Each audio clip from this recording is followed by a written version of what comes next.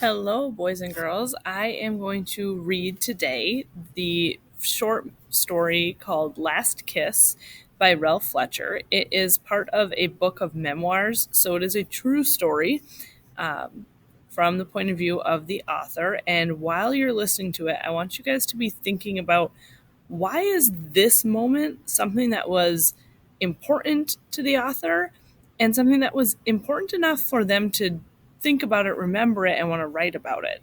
So as I'm reading, I want you to think, why is this important? Okay? All right. Last kiss. Mom and Dad always kissed us goodnight before we went to bed. Mom kissed my right cheek, Dad my left. After that, I got under the covers, and it was an easy glide to sleep. These kisses were a regular part of the bedtime routine, like brushing my teeth, having a nightly bowl of cereal, or hearing a story before lights out. It felt like having air to breathe, or a blanket to keep me warm. Automatic. And I never gave it a second thought.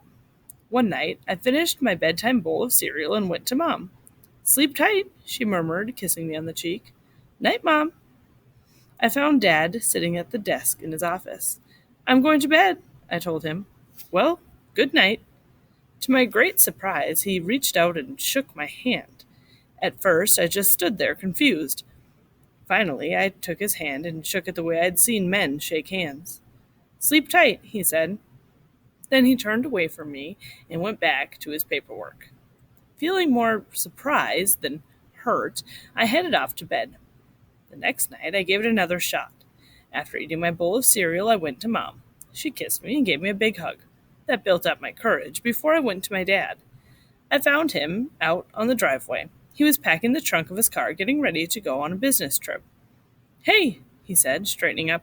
Bedtime? Yeah. I moved toward him. Good night. He wrapped his arms around me and gave me a bear hug. Night. My voice was muffled against his chest. He released me and went back to packing the car. For a few seconds, I didn't move. The night was warm. Fireflies were out, floating on the evening breeze. They made me think of the jellyfish Dad and I saw one night about a year before when we were on a dock at the beach. I noticed lights flickering in the dark water and was amazed to find out that they were living animals. How can they light up like that? I'd asked my dad. They make their own light, he explained, like fireflies. How do jellyfish move? I asked him. Do they have fins? No, Dad said. But what if they want to see their friends? I asked. How do they get there? They drift in the tide, Dad explained. If they're lucky, the tide will help them drift to where they want to go. What if they want to see their friends but they're not lucky? I asked. He shrugged. Then I guess they drift away from each other. 2 more times I went to Dad for a goodnight kiss.